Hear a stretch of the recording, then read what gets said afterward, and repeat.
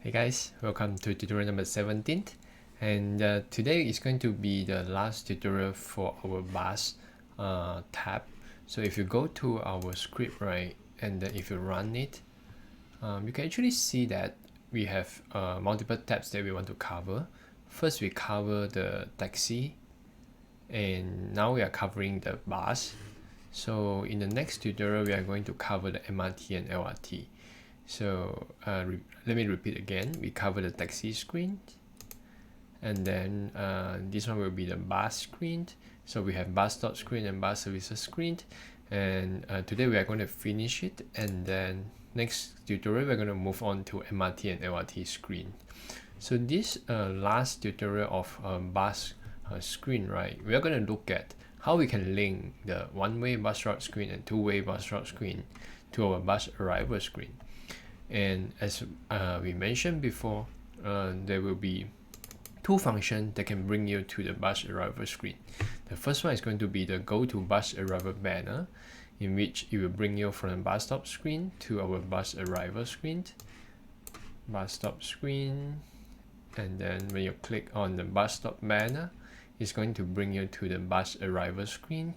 So we also have another function that also can bring you to this bus arrival screen, which is the go to bus arrival banner general, and this function is going to bring you from the bus route screen, either it is one-way bus route screen or two-way bus route screen, to the bus arrival screen. The reason why we have two functions that are doing the same thing is that when you are coming from bus stop screen, you already have the bus services of bus stop available. The information are already available. So when you come from bus stop screen, it's easy to display and do a request for all the estimated arrival time of all the bus services.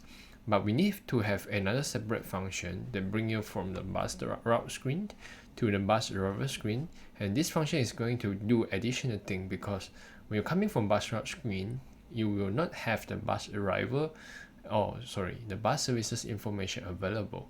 So we need to do some extra thing in this function to help us to match against those bus services that are referring to the bus stop that you click in the bus route banner. So I will show you what I'm going to do later. So for example, as you are coming from the bus service screen, and then when you click on the bus service banner, it will bring you to the two ways bus route screen.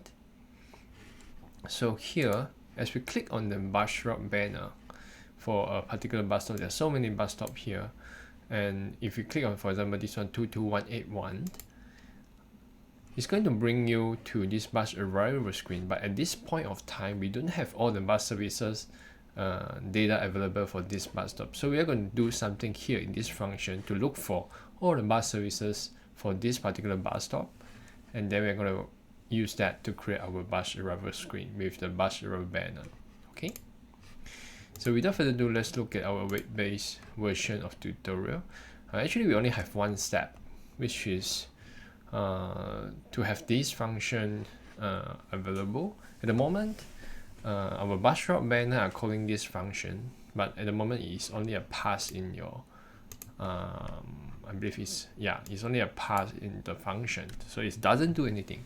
So we can copy this, and then we want to replace it, and then make sure you have the correct indentation.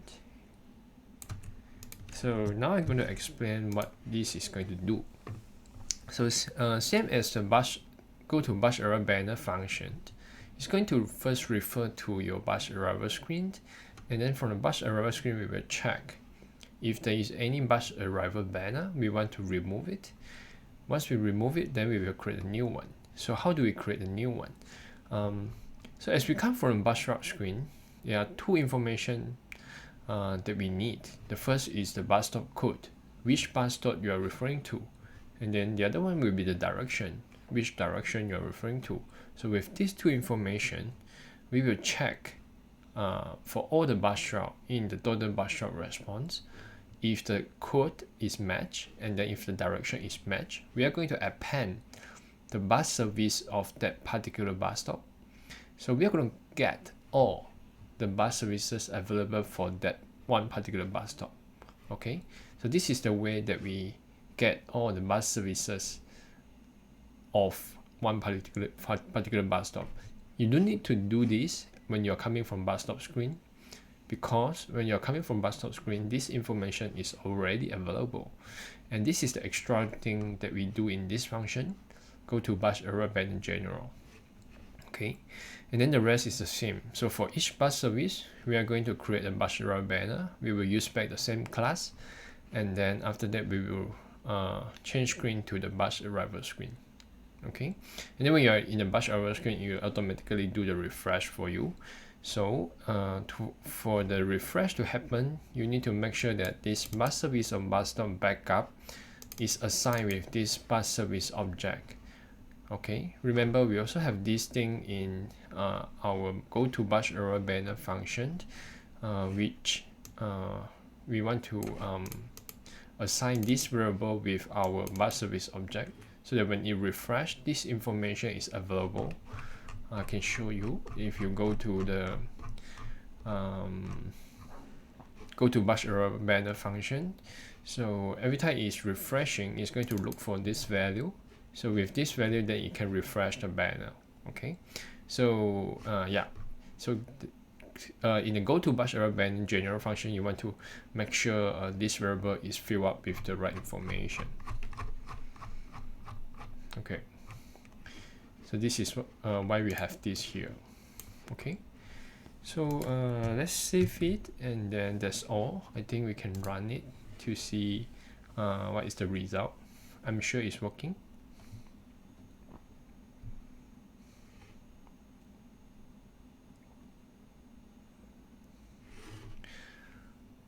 Alright, take a little bit time to run it, but now we have it done. So if you click on bus, so maybe you can refer to this one. Okay, let's say we go to bus services. Now we are at the bus services screen, and then let's say we go to two ways bus route screen.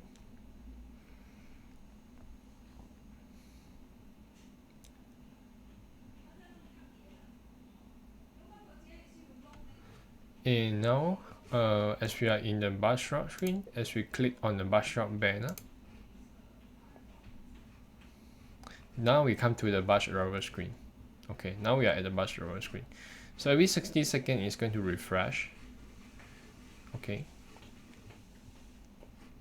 so now we come back to the bus stop screen, and then when we come to from bus stop screen, we can click on the bus stop banner, and it's going to bring us to the bus arrival screen again. Now we have the bus arrival for this particular bus stop. So as we click on the bus arrival banner, it will go to one-way bus route screen. Okay, now we are at the one-way bus route screen, and then if we click on the bus route banner, it's going to bring us to the bus arrival screen again. Here's how it works for the whole flow chart. I hope by now you understand how it works. Okay, and if you have any question, leave a comment below at the description of the at the comment section of the video. And if you like the video, feel free to click the like button, or if you haven't downloaded the app from the Google Play Store, feel free to download it. This is going to our baseline, the app that we want to refer to for this 30 videos of this entire series. This is the app that we want to build at the end. So it will be good that it will you have this one in your phone, so you can always refer to it. Okay, and then if you like my video, appreciate that you can contribute to my channel through buymeacoffee.com or MarcusJohn123, which is my page. And that's all for today, and I hope to see you again in the next one, which we will handle the MRT and LRT. And they're actually the train services in Singapore, and I will see you in the next one.